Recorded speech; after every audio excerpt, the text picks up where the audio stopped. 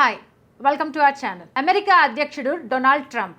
ఈ పేరు వినగానే అమెరికాలో ఉన్న తెలుగు వారితో పాటు ఇండియాలో ఉన్న అమెరికన్ తల్లిదండ్రుల గుండెల్లో ఒక రకమైన గుబులు పుడుతోంది. ఎందుకు అంటే అక్కడ మన పిల్లలు ఎంతవరకు సేఫ్ ఉన్నారు, అక్కడ ఉన్న వాళ్ళు ఉద్యోగాలు చేసుకోవచ్చా, అసలు ఏంటి ఈ వీసాలేంటి, ఈ గ్రీన్ కార్డ్ ఏంటి, ఏంటి ఈ గందరగోళం అని గందరగోళ పరిస్థితిలో ట్రంప్ మనల్ని పడేశాడు. ఈ విషయాలపై మాట్లాడడానికి నాతో ఉన్నారు global Telangana association founder, chairman Vishweshwar Reddy Kalvala. Washington డీసీలో 27 ఏళ్లుగా ఈయన ఉంటున్నారు. ఆయనతో మాట్లాడి మరిన్ని విశేషాలు తెలుసుకుందాం. హలో అండి. నమస్కారం. Welcome to our channel. Thank you. ఎలా ఉన్నారు? చాలా బాగున్నాం.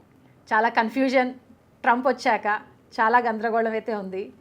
అయితే ఈ గందరగోళం, ఈ ఉద్యోగాల గురించి మనం మాట్లాడే ముందుగా అసలు ఏంటి ఈ వీసాలు, ఏ వీసా ఉంటే అమెరికా వెళ్ళాలి, ఆ శ్వేత సౌధంలోకి అడుగు పెట్టాలి, అమెరికా కళల్ని నెరవేర్చుకోవాలి అని అంటే ఏంటి వీసాల ఈ కథ ఏంటో ఫస్ట్ మనం మొదలు పెడదాం.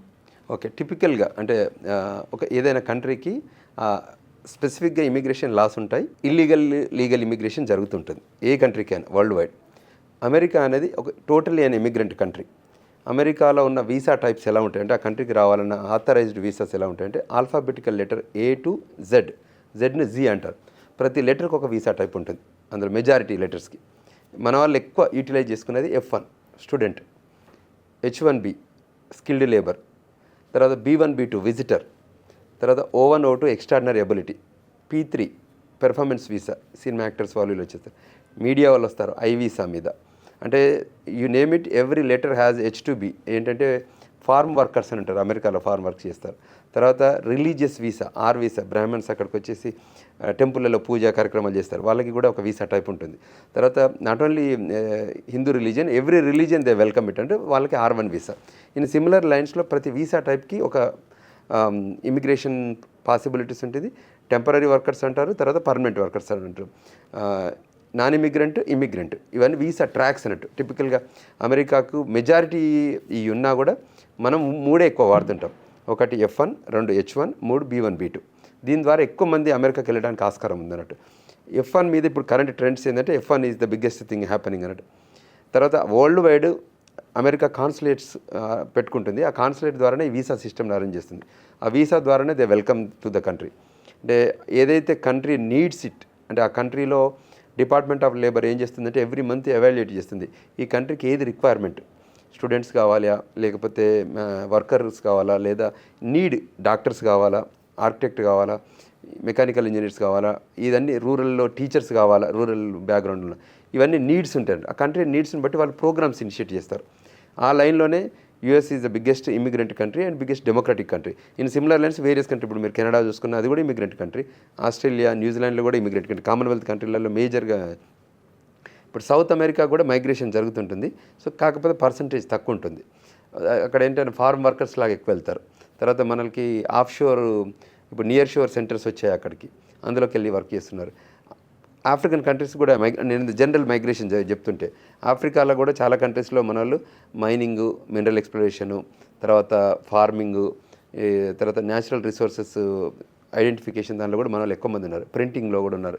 సో స్లోగా మన వాళ్ళు ఏంటంటే ఇమిగ్రెంట్గా వెళ్తున్నారు, పర్మనెంట్ రెసిడెంట్ అవుతున్నారు, సిటిజన్స్ అవుతున్నారు, ఎవెన్చువల్లీ పాలిటిక్స్లో కూడా వెళ్తున్నారు.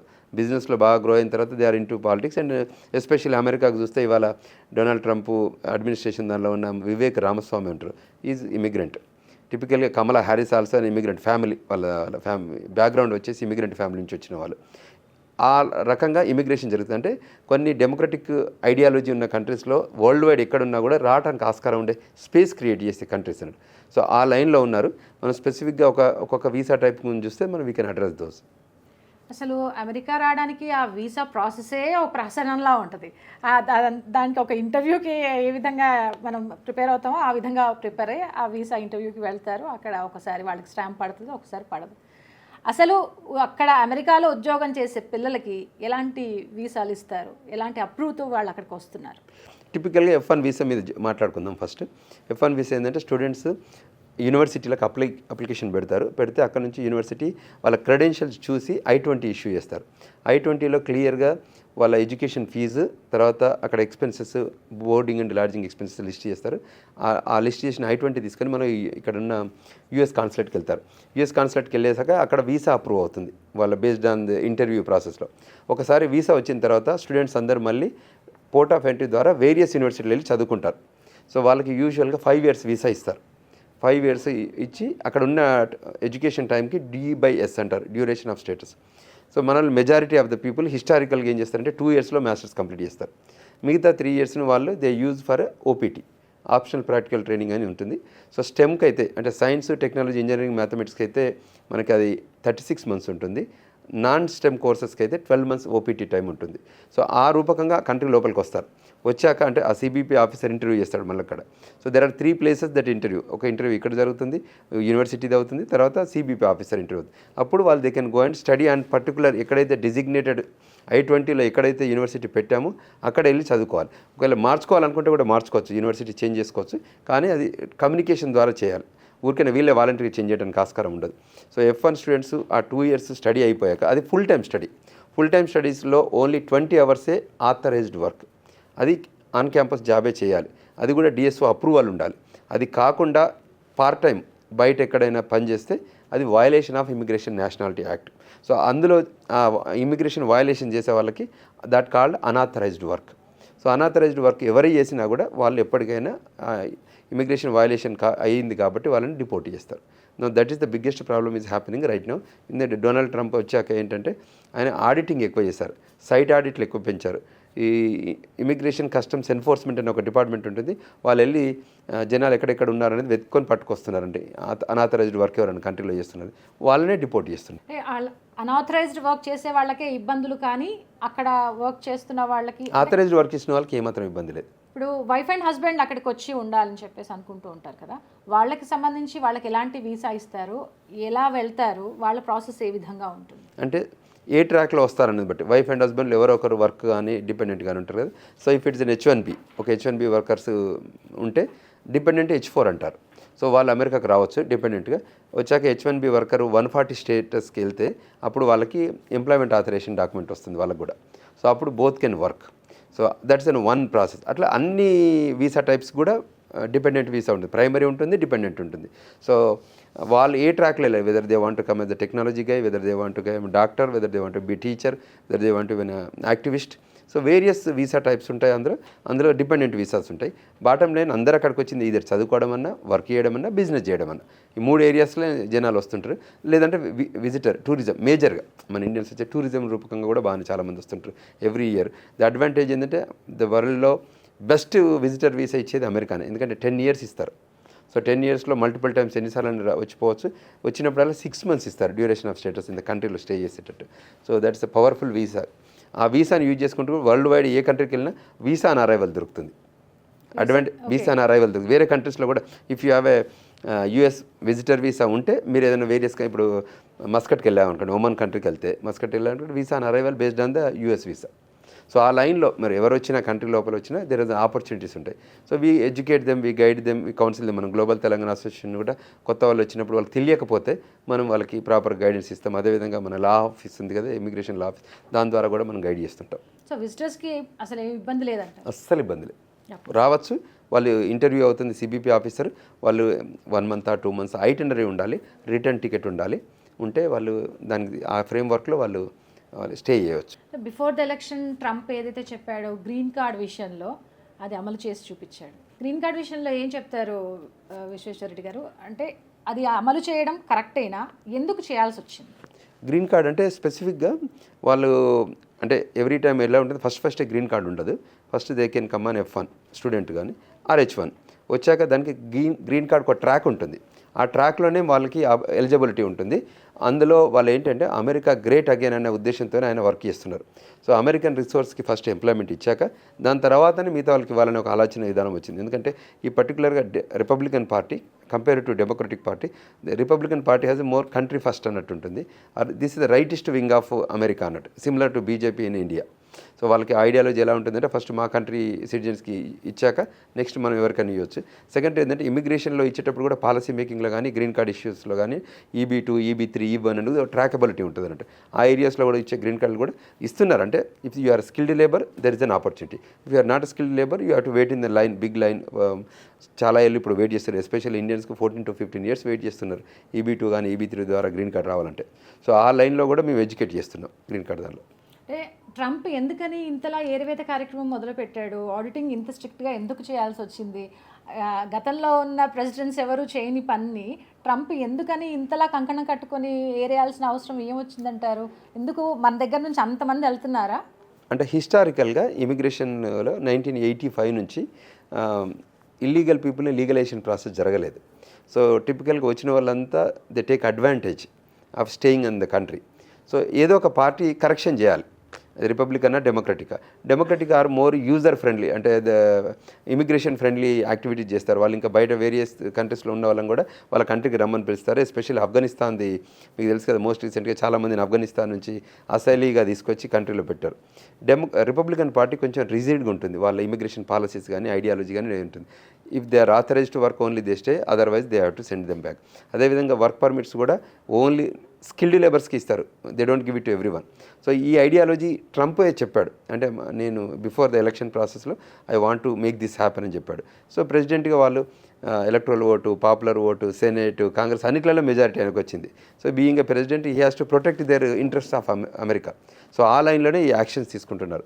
సో యూజువల్ ఎప్పుడు రిపబ్లికన్ పార్టీ గవర్నమెంట్ వచ్చినా కూడా ఈ ఏరివేత కార్యక్రమాలు మీరు అన్నట్టు ఆయుర్వేద కార్యక్రమాలు జరుగుతూనే ఉంటాయి కంటిన్యూస్గా. ఈ రేపు ఒక్కరోజుతో నాగది 4 సంవత్సరాలు క్లీనప్ చేస్తుంటారు. ఇక్కడ ఏమైందంటే 11 million illegal immigrant, accumulated illegal immigrant in the country. So వాళ్ళందరిని ఎవరు పంపాలి? ఏదో ఒక పార్టీ ఒక లైన్ తీసుకోవాలి కదా, అది రిపబ్లికన్ పార్టీ తీసుకుంది. ఇప్పుడు అందులో క్రమంలోనే మనం ఇక Amritsar flight. So in similar line ఒక not only Amritsar India flight, there are various countries criminal background ఉన్న వాళ్ళందరినీ కూడా పంపిస్తూనే ఉన్నారు. అక్కడ నుంచి పంపించేస్తున్నారు. మీరు వెళ్ళకపోతే, మీరు మర్యాదగా వెళ్ళకపోతే మేము ఎలాంటి చర్యలు తీసుకోవాలో కఠినంగా తీసుకుంటామని కూడా చెప్తున్నారు. కరెక్ట్. అయితే అక్కడున్న విద్యార్థులు ప్రధానంగా ఎలాంటి ఇబ్బందులు ఎదుర్కొంటున్నారు? ఒకటి. 2 వచ్చేసి ఇప్పుడు వాళ్ళు ఎంఎస్ చేయాలని వచ్చారు, వాళ్ళు మాస్టర్స్ ఫినిష్ కాకముందే అక్కడ నుంచి వెళ్ళిపోవాలి అని అంటే అదంతా చాలా కష్టంతో కూడుకున్న. వాళ్ళు ఏం వెళ్ళగొట్టట్లేదు, అంటే మాస్టర్స్ కంప్లీట్గా వెళ్ళగొట్టలేదు. మాస్టర్స్ టైంలో మనం ఏదైతే సైన్ అప్ అయిన రూల్స్ ఉన్నాయో ఆ రూల్స్ ఫ్రేమ్వర్క్ కానీ రెగ్యులేషన్స్ కానీ పాలసీలో కానీ మనం అబాయిడ్ అయి ఉన్నామా లేదా? అబాయిడ్ కాకపోతే వెళ్ళగొడతారు, అబాయిడ్ అయితే వెళ్ళగొట్టరు. వాళ్ళు చదువుకోవచ్చు, ఓపీటీ చేయొచ్చు, ఎడ్యుకేట్గా అయ్యి గ్రాడ్యుయేట్ అయిన తర్వాత they can get a job to. కానీ మన వాళ్ళు ఏం చేస్తున్నారు, మిడిల్ ఆఫ్ ద ఎడ్యుకేషన్ మధ్యలోనే పార్ట్ టైం జాబ్ చేస్తున్నారు. ఆ పార్ట్ టైం జాబ్స్ ఇంపాక్ట్ అవుతుంది. ఏంటంటే చాలామంది రూరల్ బ్యాక్గ్రౌండ్ నుంచి వచ్చిన వాళ్ళు ఫైనాన్షియల్గా కొంచెం కన్స్టెంట్స్ ఉన్నాయి. ఈవెన్ ఇక్కడ లోన్ తీసుకున్నా కూడా మళ్ళీ దాన్ని రీపే కానివ్వండి, లేకపోతే అసలు అక్కడే ఫీజు మనీ జనరేట్ చేసి. యూజువల్గా అమెరికన్ యూనివర్సిటీస్ నడవాలంటే ఏంటంటే ఫారెన్ కరెన్సీ లోపలికి రావాలి, విత్ ఇన్ ద కంట్రీ కాకుండా. ఎంత ఎకనామిక్స్ లెక్కలు వేసుకుంటే with in the United states money కాకుండా బయట కంట్రీస్ నుంచి వచ్చే డబ్బు ద్వారా యూనివర్సిటీస్ ఫ్లరిష్ అవుతుంటాయి. సో అటువంటి లైన్లోనే థింక్ చేసి దాన్ని తగ్గట్టుగానే F1 ప్రోగ్రామ్ డిజైన్ చేశారు. మన వాళ్ళు ఏం చేశారు, ఆ ఫీజును ఇక్కడ నుంచి ఇండియా నుంచి డబ్బు కాకుండా అమెరికాలోనే పార్ట్ టైం జాబ్ చేసి ఆ డబ్బుతో ఫీజులు కడుతున్నారు, which is not required act for student point of view. అక్కడ గ్యాప్ వచ్చింది కాబట్టి ఆ క్లీనప్ జరుగుతుంది. ఎవరైతే వర్క్ చేస్తారో ఇప్పుడు as of now part time jobs unauthorised work చేసే వాళ్ళకి తప్పకుండా డిపోర్టేషన్ జరుగుతుంది. మాస్టర్స్ ఫినిష్ చేసిన వాళ్ళకి, అక్కడ ఉన్న విద్యార్థులకి ఉద్యోగ అవకాశాలు ఇప్పుడు ఏ విధంగా ఉన్నాయి? ఇప్పుడు కొంచెం మార్కెట్ స్లో ఉంది. ఇప్పుడు పోస్ట్ పాండమిక్ రెసెషన్ జరుగుతుంది. సో హోప్ఫుల్లీ ఇప్పుడు ట్రంప్ అడ్మినిస్ట్రేషన్ వచ్చాక Trump, Elon Musk and Vivek Ramaswamy ముగ్గురు కూడా shrewd business mens. So they interest are building the new employment, their interest are keeping the business intact. అంటే business యాక్టివ్గా run అవుతుంటేనే employment create అవుతుంది. So ఆ లైన్లోనే ఎక్కువ యాక్టివిటీ జరగడానికి ఆస్కారం ఉంది. సో తప్పకుండా ఇప్పుడు పాస్ట్ 3-4 years నుంచి బాగాలేదు, ఎకనామిక్ బాగాలేదు. తర్వాత చాలామంది ఒక పొజిషన్కి 800 రెజ్యూమ్స్ వచ్చిన సినారియో కూడా ఉంది. మెజారిటీగా మన వాళ్ళంటే అక్కడికి మైగ్రేట్ అయ్యే వాళ్ళంతా ఏం చేస్తారంటే artificial intelligence, cyber security, program software engineering and management, information system and computer science అన్నీ కూడా కంప్యూటర్ రిలేటెడ్ రకంగా వస్తున్నారు. సో అందువల్ల ఏమైతే జాబ్స్ తక్కువ ఉంటాయి, మన జనాల కాంపిటీషన్ ఎక్కువ అయ్యాయి, అందువల్లనే ఎంప్లాయ్మెంట్ డౌన్ అయింది. సో అంచేత అది కరెక్షన్ కావడానికి ఆస్కారం ఉంది. హోప్ఫుల్లీ ఈ నెక్స్ట్ 1 year లోపల మళ్ళీ ఎవరైతే చాలామంది బెంచ్ మీద ఉన్నారు, చాలామంది మాస్టర్స్ కంప్లీట్ చేసి జాబులు లేని వాళ్ళు ఉన్నారు, వాళ్ళందరికీ జాబులు రాగలిగే అవకాశం ఉంది ఇప్పుడు. మాస్టర్స్ ఫినిష్ చేసిన తర్వాత ఖాళీగా ఉండకుండా వాళ్ళు ఏమైనా బెటర్ ఏదైనా కోర్స్ ఏమైనా నేర్చుకోవాలంటారా? అక్కర్లేదు, ఇలా ట్రైనింగ్ ఏమైనా నేర్చుకోవచ్చు. అంటే ఏదైనా మీరు అన్నట్టు what they can do is they can train themselves of good courses చేసుకుంటే వాళ్ళకి in addition to that their own educational skills there is an another addable advantage ఉంటుంది. అసలు ట్రంప్ తీసుకొచ్చిన కొత్త రూల్స్ ఏమంటారు విశ్వేశ్వరరెడ్డి గారు? అక్కడ ఏమైందంటే పెద్ద రూల్స్ ఏం తీసుకురాలేదు. మేజర్గా ఇంపాక్ట్ అయ్యేది ఏంటంటే బర్త్ రైట్, ఇక్కడ చైల్డ్ బర్త్ రైట్ అనేది ఒకటి తీసుకొచ్చారు కదా, అదొక్కటే మేజర్ ఇంపాక్ట్. ఇప్పుడు మిగతా F1 ప్రోగ్రామ్ తీసుకున్నా, H1 ప్రోగ్రామ్ తీసుకున్నా ఓన్లీ ఆడిటింగ్ ప్రాసెస్ స్ట్రిక్ట్ చేశాడు. సైట్ ఆడిట్లు కానీ చేశాడు తప్ప ప్రోగ్రామ్ సేమే. ఇప్పుడు లాస్ట్ గవర్నమెంట్కి ఈ గవర్నమెంట్కి పెద్ద మేజర్ చేంజ్ ఏం లేదు. మేజర్ చేంజ్ ఇంపాక్ట్ అంతా ఓన్లీ బర్త్ రేట్. ఇప్పుడు ఏంటంటే టిపికల్గా నాన్ ఇమిగ్రెంట్ ఉన్న విజిటర్ ఉన్న అక్కడ వచ్చి పిల్లల కంటే పిల్లలకి అమెరికన్ సిటిజన్షిప్ వస్తుంది. దానివల్ల చాలా అడ్వాంటేజ్ ఉంది, అంటే ఆ కంట్రీలో పుట్టడం వల్ల. సో దాన్ని అడ్వాంటేజ్గా తీసుకొని గ్లోబల్గా ఏం చేశారంటే బర్త్ టూరిజం చేశారు. అది which is against to the law. ఏం చేశారంటే 6th మంత్లో వచ్చేసి ఆ 3 నెలలు అక్కడే ఉండి పిల్లలు కనేసి వెనుకకు వస్తున్నారు. లేదంటే ఈ ఇల్లీగల్ ఏలియన్స్ రోడ్ బౌండరీస్ నుంచి వచ్చేవాళ్ళంటే రోడ్ బార్డర్ ఉంటుంది కదా, ల్యాండ్ బార్డర్స్, అటువంటి దారి వచ్చే వాళ్ళు చాలామంది వచ్చి పిల్లలు కానీ మళ్ళీ వెనుకకు వస్తున్నారు. So this is not an inevitable act. American immigration సిస్టంలో వాళ్ళు దీన్ని అప్రిషియేట్ చేయరు. సో అందులో గ్యాప్ వచ్చింది కాబట్టే ఇబ్బందులు ఉన్నాయి. సో అది జరగకుండా చూస్తే బాగుంటుంది. కాకపోతే ఆ ఇంపాక్ట్తో ఇప్పుడు అది ఇంకా లా కాలేదు. సో ఈ ఓపెన్ ఎగ్జిక్యూటివ్ పాలసీ లాగా ఎగ్జిక్యూటివ్ ఆర్డర్ ఇచ్చారు. సో అది February 19th వరకు తెలుస్తుంది. దాని తర్వాత ఒకవేళ అది లా అవుతే, ఇనాక్ట్ అవుతే లా, దెన్ అక్కడ పుట్టబోయే పిల్లలు విజిటర్ వీసా మీద వచ్చిన F1 రూపకంగా వచ్చిన H1B వచ్చిన పిల్లలు కానీ ఎవరు వచ్చినా ఆ కంట్రీలో వాళ్ళకి సిటిజన్షిప్ రాదు. ట్రంప్ ఏదైతే తీసుకొచ్చారో దీనికి అగెనిస్ట్గా కూడా కోర్టు మెట్లు ఎక్కిన సందర్భాన్ని కూడా మనం చూసాం. దాని గురించి మీరు ఏమంటారు? అంటే టిపికల్ ఒక 22 రాష్ట్రాలు, అవి డెమోక్రటిక్ పార్టీ ప్రజెన్స్ ఉన్న రాష్ట్రాలు ఏం చేశాయంటే వాళ్ళ గవర్నర్ వాళ్ళు ఉంటారు కాబట్టి వాళ్ళు నో చెప్పారు. That's you can express in the way, nobody will stop that. And తర్వాత వాషింగ్టన్ సియాటిల్లో ఉన్న కోర్టు కూడా చెప్పింది this is not away. So this is the biggest act, ఏది బర్త్ రైట్ సిటిజన్షిప్ తీసేయడం అనేది. ఎందుకంటే హిస్టారికల్గా 14th అమెండ్మెంట్ ద్వారా వచ్చింది, ఒక 100+ ఇయర్స్ ద్వారా ఇది జరుగుతుంది. ఇది నిన్న జరుగుతుంది. దీన్ని తీయడము ఎగ్జిక్యూటివ్ ఆర్డర్ కాకుండా సెనెట్లో, కాంగ్రెస్లో ప్రెసిడెంట్ లాగా అంటే కన్సెన్స్గా తీసుకొని వస్తే బాగుండేది అనేది అక్కడ టిపికల్గా రిపబ్లికన్ పార్టీని అగనెస్ట్ చేసే డెమోక్రటిక్ పార్టీ చేసే వాదన. సో ఆ లైన్లో తీసుకొస్తే ఇబ్బంది ఏం లేదు. కానీ ఇది బియాండ్ దట్ వెళ్తే అది కొద్దిగా కన్సర్న్గా ఉంది. సో దాని మీద ఆ లైన్ మీద వర్క్ జరుగుతుంది. ఇల్లీగల్ ఇమిగ్రెంట్స్ మనం వింటూనే ఉన్నాం చాలా రోజుల నుంచి. అసలు ఎవరిని ఇల్లీగల్గా వస్తున్నారంటున్నారు? ఎవరు ఇల్లీగల్ ఇమిగ్రెంట్స్ అసలు? అంటే టిపికల్గా ఎలా ఉండబోతుందంటే F1 స్టూడెంట్స్ వచ్చారనుకోండి, అక్కడికి వచ్చాక F1 రూల్స్ ఫాలో కాకుండా ఉన్న వాళ్ళు, అంటే ఫాలో కాకుండా అదే కంట్రీలో ఉంటే వాళ్ళు ఇల్లీగల్ అవుతారు. తర్వాత H1B ప్రోగ్రామ్ ద్వారా వచ్చి ఆ ప్రోగ్రామ్ రూల్స్ను మనం అనాథరైజ్డ్ చేసుకొని దాని మీద ఉండే వాళ్ళు కూడా అనాథరైజ్డ్ వర్కర్స్ అంటారు. అంటే authorization work, unauthorized work. So F1 program కానీ H1 కానీ విజిటర్ వీసా రూపకం కూడా వచ్చి ఏం చేస్తారంటే 6th మంత్ దాటాక కూడా కొంతమంది ఓవర్ స్టే చేస్తారు, వాళ్ళు ఇల్లీగల్ అవుతారు. తర్వాత ఈ రోడ్ బార్డర్ ద్వారా కానీ టనెల్ రూపకంగా కానీ ఇంకా ఏ రూపకంగా కానీ చేసి లోపలికి వచ్చిన వాళ్ళు ఉంటే వాళ్ళు కూడా అనాథరైజ్డ్ వర్క్ కిందకి వస్తారు, వాళ్ళు కూడా ఇల్లీగల్ అవుతారు. సో ఎవరైతే కంట్రీ లోపలికి వచ్చాక కరెంట్ అంటే duration of status beyond that stay చేస్తే ఇల్లీగల్ అవుతుంది. ఫారెన్ కంట్రీ నుంచి ల్యాండ్ బార్డర్ కానీ ఎయిర్ బార్డర్లో వచ్చేసి కూడా ఓవర్ స్టే చేసే వాళ్ళు కూడా ఇల్లీగల్ అవుతారు. ఈ మధ్య వాక్ చేస్తూ మన వాళ్ళు వస్తున్నారు, ఇక్కడ నుంచి కెనడియన్ బార్డర్ సైడ్ వాళ్ళు జంప్ చేసి వచ్చేస్తారు, టన్నెల్ రూపకంగా వస్తారు. ఎవరు వచ్చినా కూడా దే ఆర్ ఆల్ ఇల్లీగల్స్. అంటే ఇప్పుడు దుబాయ్ వెళ్ళి మోసపోయిన వాళ్ళని, ఆ సంఘటనని మనం చూసాం. ఇప్పుడు అమెరికా వెళ్ళి మోసపోయిన వాళ్ళు అలాంటి ఇష్యూస్ మీ కన్సర్న్కి ఏమైనా వచ్చాయా? అమెరికాకి వచ్చి మోసపోయే వాళ్ళు ఉంటారు, మోసం చేసే వాళ్ళు ఉంటారు. సో ఆ ఇమిగ్రేషన్ లాలో మోసం చేయడం వల్లనే ఆ ఇల్లీగల్ స్టేటస్ అక్యుములేట్ అవుతుంది. మోసపోయే వాళ్ళు తక్కువ ఉంటారు, ఎందుకంటే అది అక్కడ ఉన్నదంతా స్కిల్డ్ లేబర్ క్వాలిటీ. ఇక్కడ Gulf workers is different compare to the American workers. అంటే ఏజెంట్లు తీసుకొచ్చి అక్కడ డంప్ చేసేది చాలా తక్కువ, because everything is skilled labour area. Masters చేసే వాళ్ళు వచ్చినా కూడా అండర్ గ్రాడ్యుయేట్ ఇక్కడ చేసి ఉంటారు కాబట్టి సో వాళ్ళు వచ్చిన ప్రోగ్రామ్ తెలుసు. స్టూడెంట్ F1 మీద వచ్చిన వాళ్ళు ఎలా ఉంటారో H1B వచ్చిన వాళ్ళు కూడా స్టేటస్ తెలుసు. B1 B2 అనేది మనందరికీ తెలుసు, విజిటర్ వీసా రూపకంగా వస్తారు కాబట్టి ఇబ్బంది ఏం లేదు. అంటే ఏజెంట్స్ త్రూ వచ్చే వాళ్ళు కూడా ఉంటారండి? ఏజెంట్ రూపకంగా తక్కువ వస్తారు. H1B కన్సల్టింగ్ కంపెనీ ద్వారా వస్తారు కదా, వాళ్ళు ఉంటారు. అక్కడ చట్టాలు అసలు ఎలా ఉంటాయి? చాలా స్ట్రాంగ్ ఉంటాయి. ద లా ఆఫ్ ద ల్యాండ్కే భయపడుతుంటారు అంతే. So country they welcome it in a proper invitation బాగానే ఉన్నట్టే. ప్రాబ్లం వచ్చినప్పుడు లా of the land will trigger bigger way. So that complexity ఉంటుంది కాబట్టి ఎవరు రిస్క్ తీసుకోరు. అందులో కనెక్ట్ అయితే తప్పకుండా they have to go to jail. Illegal immigrants అన్న ఒక కారణం చేత వాళ్ళ కాళ్లకు సంకెళ్ళు వేసి పంపడాన్ని మీరు ఏ విధంగా చూస్తారు? అది ఇల్లీగల్ ఇమిగ్రెంటా లీగల్ ఇమిగ్రెంటా పక్కకు పెడితే, ఇప్పుడు మేము గ్రీన్ కార్డ్ హోల్డర్లు అయినా మేము సిటిజన్స్ అయినా మేము తప్పు చేస్తే మాకు కూడా హ్యాండ్ కఫ్ వేస్తారు. అంటే ఫస్ట్ ఒక కాపు వాళ్ళని అరెస్ట్ చేయడం అంటే వాళ్ళు హ్యాండ్ కఫ్ వేస్తారు. అది దేర్ ప్రొసీజర్. అంటే వాళ్ళ ఒక్కొక్క కంట్రీకి ఒక్కొక్క నామ్స్ ఉంటాయి. అంటే ఒక మనిషిని ఎట్లా అరెస్ట్ చేయాలి అనే, అంటే పోలీసింగ్ సిస్టమ్ ఉంటుంది కదా, లీగల్ సిస్టమ్ ఉంటుంది కదా, ఆ లా ఆఫ్ ద ల్యాండ్ అమెరికాకు ఒక రకంగా ఉంటుంది, ఇండియాలో ఒక రకంగా ఉంటుంది, యూరోప్లో ఒక రకంగా ఉంటుంది.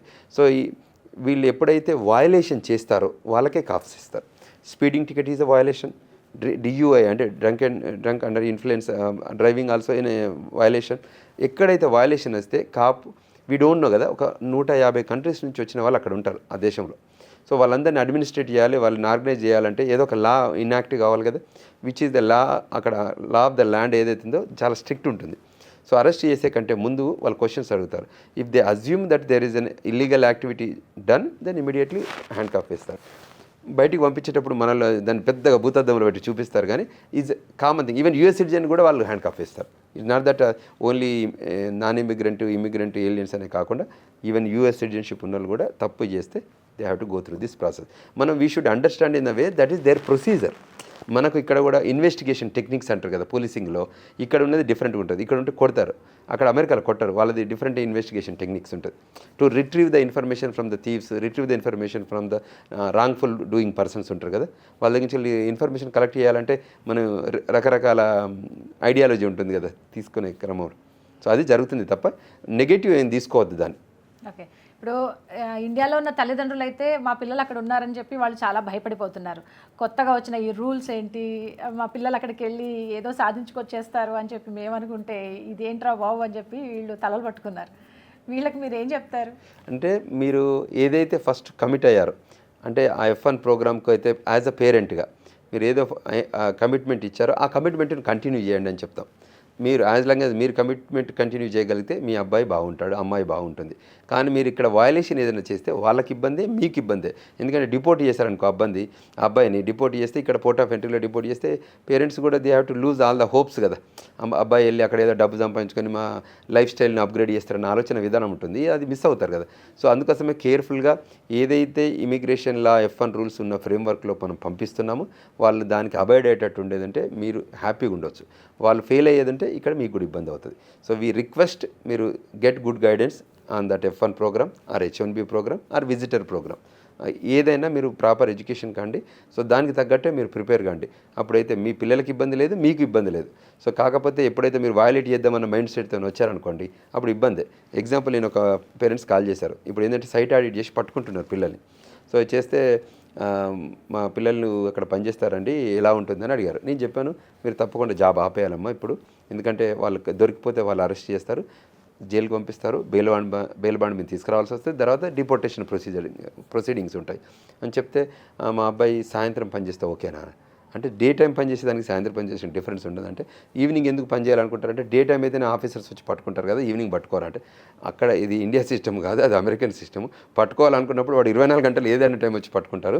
సో అలా ఉండదమ్మా అని వాళ్ళకి తెలియక వాళ్ళ అజంప్షన్ ఏంటంటే వాళ్ళు మళ్ళీ పని చేయాలనుకుంటారు. అంటే సో లా ఆఫ్ ద ల్యాండ్ని మనం బ్రీచ్ చేయాలని అనుకునే మైండ్ సెట్ ఉండదు, అది మార్చుకోమని రిక్వెస్ట్ చేస్తున్నాం. ఎందుకంటే ఆ కంట్రీ ఇది digital age, this is digital age, everything can be tracked. So అటువంటప్పుడు మనం ఎలా చెప్పగలుగుతాం? సో మనం లా ఆఫ్ ద ల్యాండే చెప్పాలి, లీగల్ రిపర్కేషన్స్ ఏంటి if you don't follow the law అనేదాన్ని మనం ఎడ్యుకేట్ చేయాల్సిన అవసరం ఉంది. ఓకే, అక్కడున్న విద్యార్థులు ఎవరైతే ఇబ్బందులు పడుతున్నారో, ఇబ్బందులు ఎదుర్కొంటున్నారో వాళ్ళు మిమ్మల్ని అప్రోచ్ అవ్వాలంటే ఏ విధంగా అప్రోచ్ అవ్వాలి?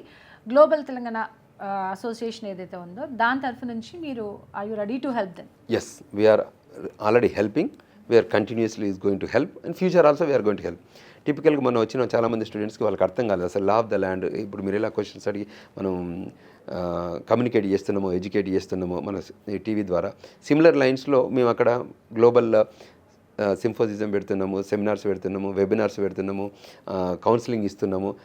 So that people get educated, అంటే law of the land rules ఎలా ఉంటుందో చెప్తున్నాము.